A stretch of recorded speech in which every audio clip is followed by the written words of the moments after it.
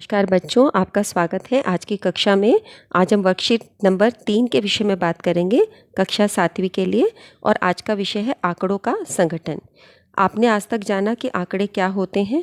आपने ये भी जाना कि विशिष्ट जानकारी के लिए हम इन आंकड़ों को इकट्ठा करते हैं। जब इन आंकड़ों को उचित ढंग से जानकारी प्राप्त करने के लिए हम व्यवस्थित या संगठित करते हैं तो हम किस प्रकार करते हैं और आंकड़ों का संगठन क्या होता है, आज की वर्कशीट में हम ये सीखेंगे। बच्चों, आजकल आप देख ही रहे हो कि आपका अधिकतर काम व्हाट्सएप ग्रुप पर आता है। आपकी टीचर्स आपको कार्यपत्रक या वर्कशीट भेजती हैं और उसके बाद वो नोट करती हैं कि कितने बच्चों ने इस वर्कशीट को हल करके वापस भेजा है, कितने बच्चों ने उसको रिवर्ट बैक किया है, तो उसको वो नोट करती हैं। इसीलिए आपको कार्यपत्रक जो भी भेजा जाए आपको उसको ज़रूर करना है। आपको वो हल करके व्हाट्सएप पर उसकी पिक्चर भेजनी है। और यदि आप शीट लेने के लिए विद्यालय में आते हो तो भी आपको शीट वापस डिपॉजिट करने, कार्यपत्रक को वापस डिपॉजिट करने के लिए विद्यालय में जमा कराना होता है, क्योंकि इसके बेस पे आपकी टीचर्स आपका रिकॉर्ड इकट्ठा कर रही हैं और इंटरनल असेसमेंट में वो आपको मार्क्स देंगी। तो आइए देखते हैं कि टीचर को किस प्रकार से इस आंकड़ों के संगठन ने मदद करी। देखिए, ये वाला काम आपकी सभी सब्जेक्ट टीचर्स करती हैं। मैथ्स की टीचर नहीं, हिंदी, इंग्लिश और सब टीचर्स इसको कर रही होती हैं। कैसे? जैसे इन टीचर ने क्या किया, नोट किया सोमवार को कितने बच्चे भेजते हैं, 33, 33, मंगलवार को 35, बुधवार को 46, ऐसे करके उन्होंने हर एक वार के दिन बच्चों की संख्या नोट कर ली जो कार्यपत्रक को हल करके भेजते हैं। उसके बाद उन्होंने इसको नोट करा तो विभाग से आदेश आया कि आप इसका औसत निकालिए कि औसत कितने बच्चों ने आपको कार्यपत्रक हल करके भेजा, कितने बच्चों ने रिवर्ट बैक किया है। डिपार्टमेंट से ऑर्डर आ गया, अब मैम को आंसर भेजना था। तो उसके लिए मैम ने क्या किया, मैम ने पूरे सप्ताह के कार्यपत्रकों को जोड़ा और 7 हिस्सों में बांट दिया। इस औसत आंकड़े को हम माध्य कहते हैं।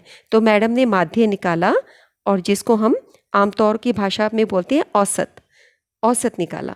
तो डिपार्टमेंट ने औसत पूछा था, औसत निकालने के लिए मैडम ने माध्य निकाला। तो माध्य किस प्रकार से निकाला, मैम ने आंकड़ों का योग कर दिया। जो भी कार्यपत्रक आए थे, देखो आप देख रहे हो, उन सबको जोड़ दिया और बटा में आंकड़ों की संख्या। कितने दिन थे ये आंकड़े, कितने दिन लिए गए थे, 7। तो उसको 7 से, क्योंकि ये आंकड़े कितने हैं, देखो 1, 2, 3, 4, 5, 6, 7। तो जितने आंकड़े हैं उससे हमने उसको भाग कर दिया।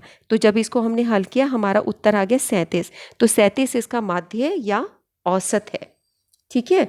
अब मैम ये भी जानना चाहती हैं कि अगले सप्ताह के लिए अधिक से अधिक कितनी फोटोकॉपी करवाएं कि लगभग सभी विद्यार्थियों को कार्यपत्रक मिल सके। अच्छा, मैडम को नोट करना है कि लगभग मेरा कितने कार्यपत्रक मेरे इस्तेमाल होते हैं। तो मैम ने देखा वो 46 हैं। कैसे निकाला मैम ने, देखिए आप यहाँ पर आप देख रहे हो, ये जो आंकड़े मैम ने इकट्ठे किए थे इसके अंदर बुधवार को 46 है और शुक्रवार को 46 है और कहीं 46 नहीं है। तो सबसे बड़ा अंक 46 ही है और वो 2 बार आ रहा है आपका। ठीक है। जो अंक अधिक बार आए, जो आंकड़ा अधिक बार आए, वो उसका बहुलक कहलाता है। ठीक है। तो आपने 2 चीज़ें सीखी। माध्य क्या है, आंकड़ों का योग बटा आंकड़ों की संख्या, ये इसका फॉर्मूला है जिसे आपको याद करना है। उसके बाद बहुलक क्या होता है, वह आंकड़ा जो अधिक बार आता है उसे हम बहुलक कहते हैं। अब इसके बाद मैम ये भी जानना चाहती हैं कौन से 3 दिन 35 से कम और कौन से 3 दिन 35 से अधिक विद्यार्थियों ने कार्यपत्रक लौटाए। उसके लिए आंकड़ों को बढ़ते क्रम में या घटते क्रम में लिखा और जो आंकड़ा बीच में आता है उसे उसका माध्यक कहते हैं। ठीक है। मैम उसको क्या करेंगी, जो आंकड़े हैं उसको बढ़ते क्रम में लिख देंगी या घटते क्रम में लिखेंगी। अब जो बीच में आएगा वो उसका माध्यक होगा। और यदि आंकड़ों की संख्या सम हो, सम का मतलब क्या होता है, वो है संख्या जो 2 से भाग हो जाए। जैसे 46 एक सम संख्या है क्योंकि इसके पीछे 6 है, 6 2 से भाग हो जाता है। जिसके भी पीछे 0, 2, 4, 6, 8 होता है, कोई भी संख्या जो इन संख्याओं से अंत करती है, जैसे 50, 52, ठीक है, 48, ठीक है, 100, जिसके पीछे भी 0, 2, 8, 6 ये सब आते हैं, वो सब संख्याएं सम होती हैं।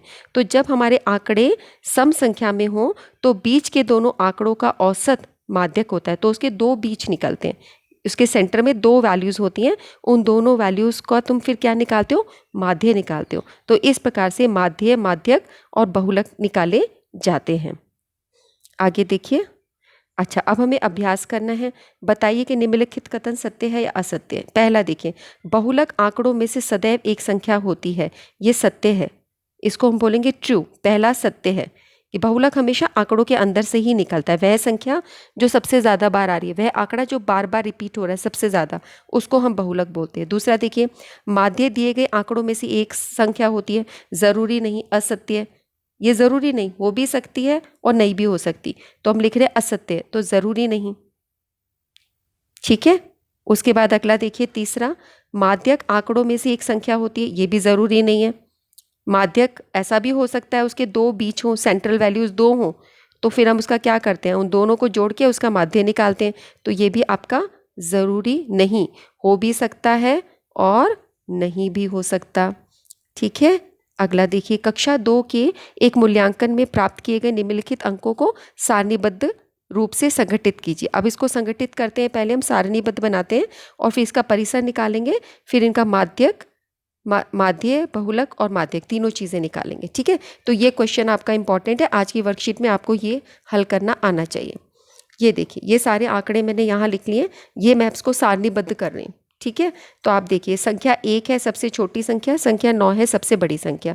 अब ये 4 संख्या, इसको ऐसे काटा और यहाँ मिलान चिन्ह के कॉलम में 1 लिख दिया। ये 6 ऐसे काटा, यहाँ एक डंडा लगा दिया, 7 यहाँ 1 लगा दिया। एक एक जो संख्या काटते जा रहे हैं और इधर लिखते जा रहे हैं। फिर 3 3, 5 5, 4 4, 5 5, 2 2, 6 6, 2 2, 5 5, 1 1, 9 9 9, 6 6, 5। अब 5 आप देख रहे हो 4 डंडे हो चुके, 5वें से ऐसे क्लोज करना है।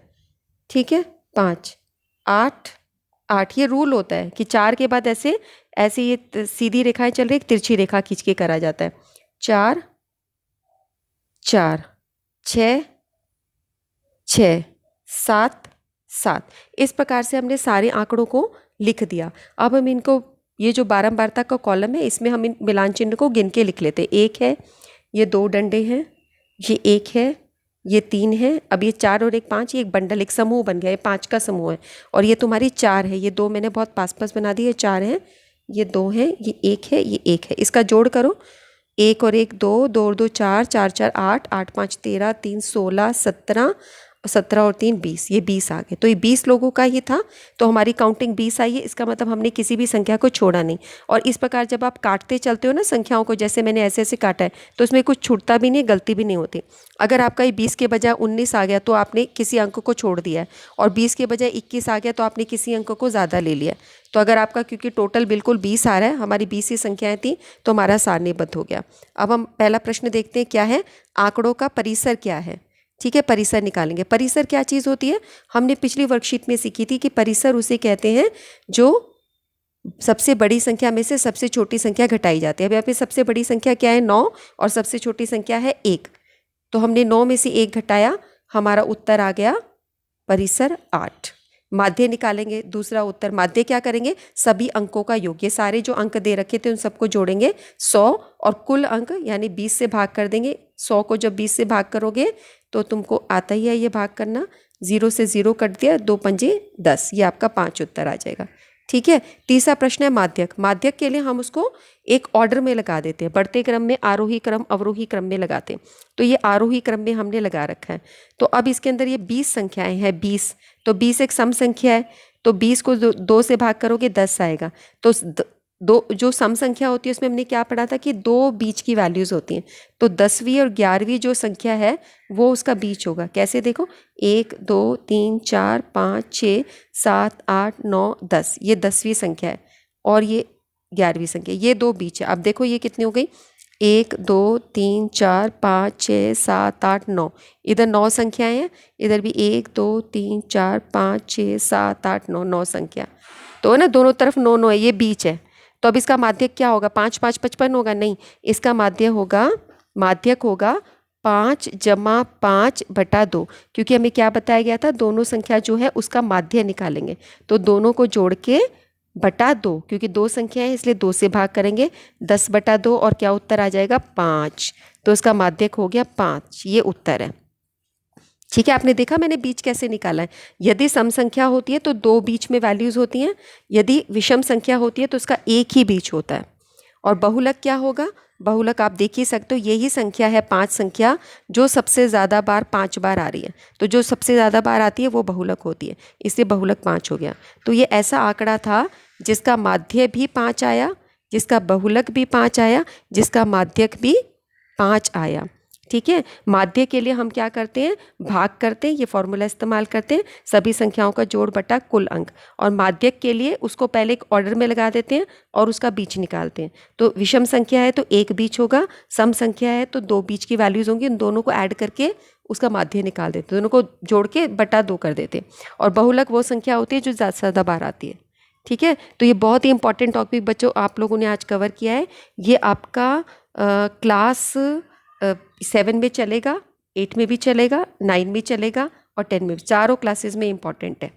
ठीक है, माध्य, ठीक है, माध्यक और बहुलक आपको याद रखना है कि कैसे निकाली जाती है सारी की सारी चीज़। बहुलक तो वो है जो बहुत बार आए, ज़्यादा बार आए, वो बहुलक है। माध्यक, इसको लाइन से खड़ा कर दो और जो बीच में आ रहा है वो माध्यक हो। माध्य में जोड़ो और यहाँ पे भाग कर दो कुल संख्या से जो आंकड़े, ये आपका इतना सिंपल है। इस काम को करिए, इसकी पिक अपनी टीचर्स को सेंड कीजिए। मैम इसको नोट करने लग रही हैं कि कौन कौन बच्चा रिवर्ट बैक करता है, कौन कौन कार्यपत्रक को हल करके भेजता है। ठीक है, इसके बेस पे आपको मार्क्स भी मिलेंगे। एंड कमेंट सेक्शन में कमेंट करिए। आज के लिए इतना ही, let's over the class. Okay, bye bye, thank you.